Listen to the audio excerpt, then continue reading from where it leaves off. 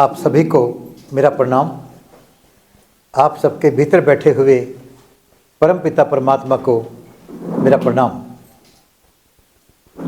अभी दीपक जी एक कहानी के बारे में कह रहे थे कि दोनों बच्चे बाहर हैं और जीवन साथी चला गया। अब आदमी अपने आप को विवश पाता है, कमज़ोर पाता है, और ये स्थिति कई बार सब कुछ होते हुए भी हो जाती है। वो आदमी सब्र कर लेगा कि जिसके बच्चे बाहर हैं या जिसका जीवन साथी चला गया, लेकिन जिसके जीवन बच्चे साथ हों, जीवन साथी भी साथ हो, और वो उससे प्रेम ना करे, सम्मान ना करे, उसकी हालत क्या होगी। ऐसे घरों को मैं जानता हूँ कि 4 बेटे हैं और माँ या बाप में से एक है या 2 हैं, उनको बांट लेते हैं कि 1 महीना तेरे पास रहेंगे, 1 महीना मेरे पास रहेंगे। और ऐसे ऐसे केस देखे हैं कि 31 तारीख महीना ख़त्म होता है तो 31 की रात को ही माँ को बाहर छोड़कर बेटा चला गया। किसकी स्थिति ज़्यादा बुरी है? सामने है वो, और सामने होकर भी सहारे के बजाय एक बोझ बने हुए हैं। माँ बच्चे को बोझ नहीं मानती। माँ 9 महीने गर्भ में रखती है तब बोझ नहीं मानती। माँ बच्चे के मल मूत्र को उठाती है तब बुरा नहीं मानती। लेकिन बड़ा होकर बेटा जब सक्षम हो, जब वो सब कुछ करने लायक हो, और माँ को ऐसे रखें, वो उस तकलीफ का अंदाज़ा लगा सकते हैं हम लोग। ऐसी स्थिति भी समाज के अंदर आप सबने देखी होगी। एक बात सुनाता हूँ आपको मैं, पुरानी बात, और आजकल की नहीं है कि अभी हो गया है। आम तौर पे समय समय के ऊपर पहले भी ऐसा होता रहा है। जो बात मैं सुना रहा हूँ आपको, ये कोई 50 साल पहले की बात है। एक माँ के 3 बेटे, एक बेटा बाहर रहता है फॉरेन कंट्री के अंदर, अपना वो कमाता खाता अच्छा है, और माँ उसकी और बाकी दोनों भाई यहाँ दिल्ली में रहते हैं। तो बाहर का बेटा आता है और दोनों भाइयों से कहता है एक को कि माँ को कौन रखेगा। माँ घर में काम भी करती है। तो एक भाई जो उनमें से थोड़ा ज़्यादा अच्छा कह लीजिए आप, या कम बुरा कह लो, वो कहता है कि माँ मेरे पास रह लेगी। खर्चा बाहर वाला भाई कहता है कि माँ मेरे साथ बाहर चलने को तैयार नहीं है, तो मैं इसके खाने पीने का 200 रुपये महीना खर्चा भेज दूंगा। 50 साल पुरानी बात है। रख वो रहा है, माँ को रख के एहसान कर रहा है, लेकिन 200 रुपये महीना खर्चा भेज रहा है वो। 1 साल के बाद वो चिट्ठी लिखता है भाई को कि भाई महंगाई बढ़ गई है, खर्चा बढ़ा दो। क्या कहोगे आप? वो घर से कमज़ोर नहीं था, वो पैसे वाला था। दोनों भाई पैसे वाले थे। तो जीवन के अंदर इतनी जब कमजोरी कोई फील करे, उस स्थिति में क्या करें हम लोग? इस स्थिति को हम भगवान का वरदान भी मान सकते हैं और अभिशाप भी मान सकते हैं। जब समाज के अंदर आपकी कोई जिम्मेवारी नहीं है तो समाज का काम करो ना भाई। जब कोई और सहारा नहीं है, सहारा ढूंढने के बजाय औरों का सहारा बनने की कोशिश कर लो, आप शक्तिशाली बन जाओगे। सहारा करने के लिए क्या चाहिए? केवल आपका मन चाहिए। तन की भी जरूरत नहीं है, केवल आपका मन चाहिए। ऐसे ही एक व्यक्ति, 2 दोस्त बैठे हैं। एक दोस्त बड़ा उदास है, सुस्त है। तो कहता है दूसरा दोस्त भी, क्यों उदास क्यों है? कहता है मैं किसी लायक नहीं हूं,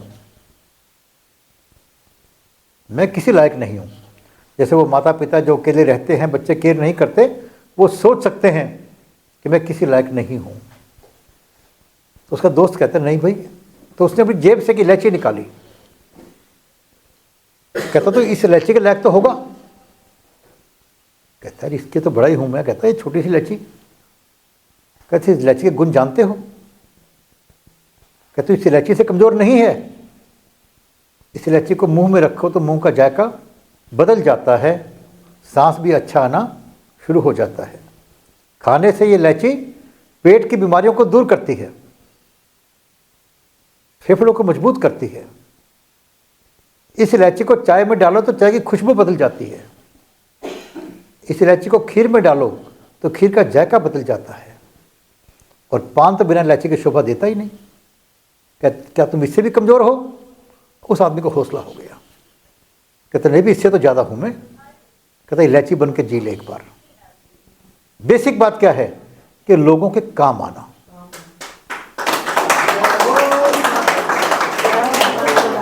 लोग आमतौर पे हम लोग शेर बनना चाहते हैं। शेर, अरे भाई शेरों को आज बचाना पड़ रहा है। डायनासोर बहुत शक्तिशाली थे, चले गए, उनका नामो निशान नहीं है। शेर को किससे बचाना पड़ रहा है? इंसानों से बचाना पड़ रहा है। इंसान शेर जितना शक्तिशाली नहीं है, हाथी जितना शक्तिशाली नहीं है। हाथियों को भी बचाना पड़ रहा है और सांपों को भी बचाना पड़ रहा है। जिंदा कौन है? गाय और भैंस, जो लोगों के काम आती हैं, दूध से उनका पोषण करती हैं। अगर जिंदगी के अंदर लोगों के काम आने की एक सोच बना लोगे अपनी, अब कहीं भी काम आ जाओगे, कुछ भी काम कर लोगे। अगरबत्ती बहुत कमज़ोर होती है। एक छोटा बच्चा 10-5 दिन का बच्चा भी शायद उसके हाथ में अगरबत्ती आ जाए तो तोड़ देगा उसको। पर वो अगरबत्ती जब जलती है तो क्या करती है? पूरे मकान को, पूरे घर को, पूरे एरिया को खुशबू से भर देती है। क्या आप उस अगरबत्ती से भी कमज़ोर हो? नहीं हो, नहीं हो। और मैंने कई बार कहा है कि हम सब दीपक बनकर जल सकते हैं, पर हम सूरज बनने की कोशिश करते हैं कि मेरा नाम भी सूरज की तरह हो। दीपक में कितने गुण हैं? दीपक जहां रहता है वहां अंधेरा नहीं रहता। पहला गुण, दीपक जलाता नहीं, प्रकाश देता है। मशाल शायद जला दे, बट दीपक जलाता नहीं, प्रकाश देता है। दीपक का प्रकाश गर्मी नहीं, हमारी आंखों को ठंडक देता है।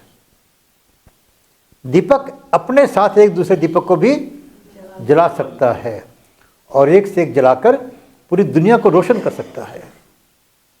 आप में से कौन दीपक से कमज़ोर है? कौन अगरबत्ती से कमज़ोर है? कोई भी नहीं। और जो मन से कमज़ोर हो गया, मतलब खोया रहा बच्चों के अंदर कि मेरे बच्चे मेरी केयर नहीं करते, मेरी पत्नी मेरी केयर नहीं करती, तो वो किसी काम का नहीं है। वो कहते मैं हूँ भाई, मेरा जीवन मेरे मित्र के कारण नहीं है, मेरा जीवन मेरी पत्नी के कारण नहीं है, मेरा जीवन मेरे बच्चों के कारण नहीं है, मेरा जीवन मेरे कारण है। लेकिन वो मेरा मैं को जब हम भूल जाते हैं, कमज़ोर कर देते हैं, तो अपने को किसी लायक हम नहीं रहते। और जिसका, इसलिए हमने कहा आत्मबल, जिसका आत्मबल मजबूत है वो किसी भी स्थिति में कुछ भी कर देगा, कुछ भी कर देगा। तो आत्मबल कहाँ मिलता है? आत्मबल कहाँ मिलता है? सत्संग में। कोई और पूंजी नहीं है उसकी, कोई दवाई नहीं है उसकी, कोई दुकान नहीं है उसकी कि जहाँ से जाओ आत्मबल खरीद लो। पैसे देकर कितने मर्जी पैसे दे दो, आप आत्मबल नहीं खरीद सकते। सत्संग में या भगवान का नाम सिमरन करके आप आत्मबल अपने अंदर बढ़ा सकते हैं। और जिसका आत्मबल बढ़ा हुआ है वो सबसे ऊपर है। जैसे फकीरों को, गुरुओं को हम कहते हैं शहनशाह, उसके ऊपर कहते हैं शहनशाह के शहनशाह। फकीरों कहते हैं शहनशाह के शहनशाह। क्यों?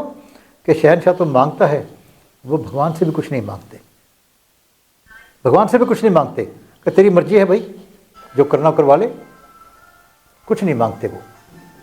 मैंने पहले ही बात सुनाई थी एक, जितनी बातें मैं सुनाता हूँ आपको वो आम तौर के ऊपर सच्ची घटनाएं होती हैं या कहीं ऐसी पुस्तक में पढ़ी होती हैं जो कि सच्ची बातें लिखता है। हरियाणा के अंदर एक ऐसे ही फक्कड़ संत रहते हैं आज भी वो, तो उनके आश्रम के अंदर थोड़ी जगह बढ़ा रखी होगी उन्होंने, और वो किसी एक विशेष संगठन का कार्यक्रम करवाया उन्होंने उसके आश्रम के अंदर। तो चौटाला जी उस वक्त वहाँ पे चीफ मिनिस्टर थे, जो भी चीफ मिनिस्टर वहाँ थे, तो उन्होंने उसके आश्रम का अगला हिस्सा थोड़ा तुड़वा दिया 2 फुट का, और मैसेज भेजा कि संत से बोल दो कैसे काम मत किया करे। अब संत ने मैसेज भेजा उसके द्वारा, नाम बड़ा था संत का, उसी व्यक्ति के द्वारा कहा सीएम को कह दो कि हमारे से पंगा मत ले, जो हम कर सकते हैं वो नहीं कर सकता। मैसेज पहुंच गया तो सीएम ने कहा ऐसा वो क्या कर देगा, 2 पैसे पल्ले नहीं उसके, कोई जानता नहीं, फकड़ आदमी है, क्या बिगाड़ देगा मेरा, वो मेरा क्या मुकाबला करेगा वो। तो बाई चांस 2-4 महीने के बाद किसी कार्यक्रम में चीफ मिनिस्टर भी इकट्ठे हो गए और वो संत भी पहुंच गए वहाँ पर, उनको भी बुलाया गया स्टेज के ऊपर। जब संत के बोलने की बारी आई तो क्या कहते हैं कि सबसे पहले मैं चीफ मिनिस्टर साहब को, मुख्यमंत्री जी को बताना चाहूँगा कि वो क्या कर सकते हैं जो हम कर सकते हैं वो नहीं कर सकते। कहते मैं भीख मांग सकता हूँ, वो भीख नहीं मांग सकते। संत कहते हैं मैं कटोरा पकड़ के भीख मांग सकता हूँ, वो दिखाए मांग कर। तो भाई फकड़ का मुकाबला कौन करेगा? जिसका आत्मबल मजबूत हो वो शेर की आंख में आंख डालकर भी कह सकता है कि मेरा मुकाबला तू नहीं कर सकता। हम कमज़ोर तब होते हैं जब मन से हार जाते हैं। कहते हैं मन के हारे हार है, मन के जीते जीत। जो कोई मन से मजबूत है उसे कोई हरा नहीं सकता। जैसे मैं कहता हूं कि मुझे कोई हरा नहीं सकता, क्या मतलब इसका? अरे भाई मैं शरीर से शक्तिशाली नहीं हूं, पर मैं किसी से लड़ाई करता ही नहीं। हारूंगा तब जब लड़ूंगा, तो किसी से बिना लड़े तो नहीं आ सकता मैं। एक संत का एक पहलवान से मुकाबला हो गया। पहलवान कहता मुझसे कौन कुश्ती लड़ेगा? संत कहते मैं लड़ूंगा भाई। लड़े। जिस दिन कुश्ती का टाइम था तो संत आकर कुश्ती के अंदर ज़मीन पे उसकी कमर लगानी होती है, आप सब जानते हैं। तो संत आकर लेट गया और कहता आ मुझे मार तू। अब पहलवान कहता खड़ा हो लड़ मेरे से। पहलवान कह रहा है उठ खड़ा हो लड़, और संत लेटा कहता आ तो मुझे मार।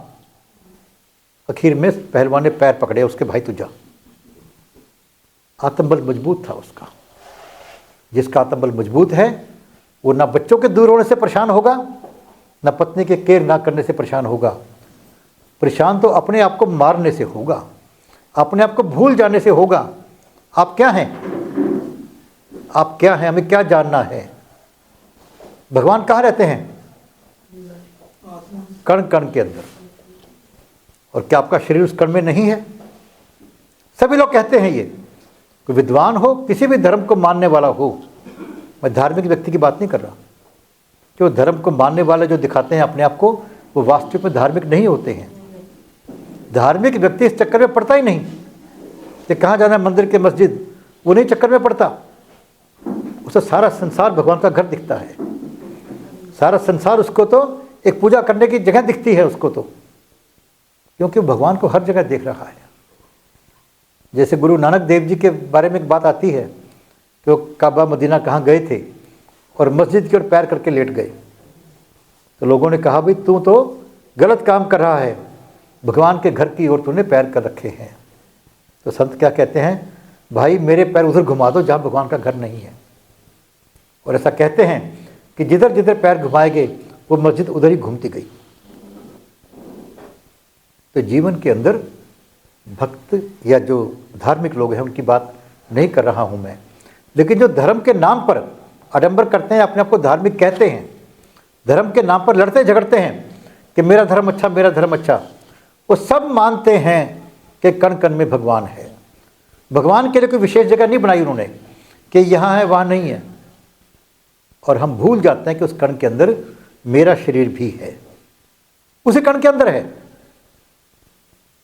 इसी प्रकार एक कहानी और आती है कि भगवान ऋषियों से कहते हैं कि ऋषिगण मैं कहाँ छुपूं, ये इंसान तो पहाड़ों पर भी पहुंच गया, समुद्र के अंदर भी पहुंच गया, मैं कहाँ बचूं इससे। तो ऋषि लोग सोचकर कहते हैं कि भाई आप इसके अंदर जाके बैठ जाओ। इंसान सारी दुनिया को देख लेगा, सारी दुनिया में कमी निकाल देगा, वो ना अपने अंदर झांकेगा ना अपने अंदर कमी निकालेगा। और आप लोग कोई अहंकार मत करना इस दुनिया में कोई परफेक्ट नहीं है, सब में कुछ ना कुछ कमी है, सब में। चाहे वो श्री राम के रूप में पैदा हुए तो ज्ञानी लोग उनमें कमी निकाल देंगे, सीता को क्यों त्याग दिया उन्होंने, बाली को छुपकर क्यों मारा। कृष्ण भगवान के रूप में आए तो कमी निकाल देंगे। किसी भी रूप में आ जाए कोई व्यक्ति, और आप भी जब विचार करेंगे, अपने अंदर जाएंगे, तो आप देख लेंगे कि मेरे अंदर बहुत कमियां हैं भाई। जैसे कबीर जी ने दोहा कहा ना कि बुरा जो देखन मैं चला, बुरा न मिलिया कोई, जो मन खोजो अपना, मुझसे बुरा न कोई। कैसे कैसे विचार आते हैं, पर हम अपने आप को बाहर बढ़िया कपड़े पहनकर और बढ़िया बातें करके बढ़िया दिखाने की कोशिश में लगे रहते हैं, अपने अंदर नहीं झांकते। जो व्यक्ति अपने अंदर झांक लेगा, जान लेगा, तो दो बातें उसको पक्का मालूम पड़ जाएंगी। दो बातें, जैसे मान लो चेहरे पे धूल लगी है, शीशा देख रहे हैं हम लोग, तो शीशा कितना ही साफ कर लो, चेहरे की धूल नहीं हटती।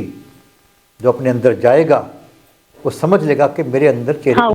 तो हम सब परमात्मा की संतान हैं, इसीलिए हम शक्तिशाली हैं, और हम इस बात को नहीं जानते, इसलिए हम कमजोर हैं। तो श्री दिवानंद सर क्या कहता है अपने को कि हम समाज को शक्तिशाली बनाने के लिए कार्य करेंगे। उससे पहले अपने आप को शक्तिशाली बनाना होगा, और शक्तिशाली बनाने के लिए क्या चाहिए? आत्मबल और संगठन, दो ही चीज चाहिए। संगठन देखना तो चींटियों को देखो आप जरा, चींटियां सबसे सूक्ष्म जीव कितने बड़े काम कर लेती है, देखिए संगठन आप। और आत्मबल, राम के नाम से, सत्संग से आत्मबल भरपूर बढ़ सकता है, और केवल माता पिता की सेवा करने से भी हम अपना आत्मबल बढ़ा सकते हैं। और जिसका आत्मबल मजबूत है वो कहीं भी हारता नहीं है। जय हो माता पिता की, जय हो माता की, जय हो माता पिता की, जय हो माता की। एक तो पिछली बार मैं हमेशा जैसे कहता हूँ आपको कि हम अपने अपने मोहल्लों के अंदर संस्कार शिक्षा केंद्र खोलकर बच्चों को जोड़े इनसे, क्योंकि बचपन में जो बात जुड़ जाती है वो सारी उम्र साथ चलती है। जैसे माँ के घर में जो विचार होते हैं वो बच्चा सारी उम्र छोड़ नहीं पाता। उसके बाद छोटी उम्र के बच्चे को जो संगत मिलेगी, सत्संग मिलेगा या बुरा संग मिलेगा, वो भी उसके ऊपर पक्के गहरे निशान छोड़ जाते हैं। तो हम जय हो माता पिता की मंत्र से बच्चों को जोड़े। अभी कह रहे थे अपना प्रदीप मिश्रा जी कि 70 के आसपास हो गए, आपने 70 पार हो, 70 से ज़्यादा हो गए हैं, इसलिए बड़ा आपको खुश होना चाहिए सभी को। और प्रदीप मिश्रा जी को इसके लिए बहुत बहुत साधुवाद। और दीपक जी जो कर रहे हैं, और अपने नंद किशोर जी हमारे जो लगे हुए मेहनत करने के लिए, इन सबकी मेहनत का प्रयास है, आप सबका साथ है इनके अंदर। और मैं एक और प्रार्थना कर रहा था इनसे, प्रदीप जी से, कि हम अपने मोहल्ले में कम से कम एक फॉर्म भरवा लें लोगों से। प्रदीप जी बताया आपने इनको, आज शुरुआत कर रहा एक फॉर्म जो है देकर अपने मोहल्ले में, मान लो आपको टाइम नहीं मिलता, आप शुरू नहीं करवा पाते कार्यक्रम या कोई कारण है, तो कम से कम उनके घर में मैसेज तो पहुंच जाएगा। जी बिल्कुल। कि हम संस्कृति आप सबके भीतर बैठे हुए परम पिता परमात्मा को प्रणाम, परमात्मा से प्रार्थना हम सबको नए कार्य करने की प्रेरणा दे, नए कार्यों में सफलता दे।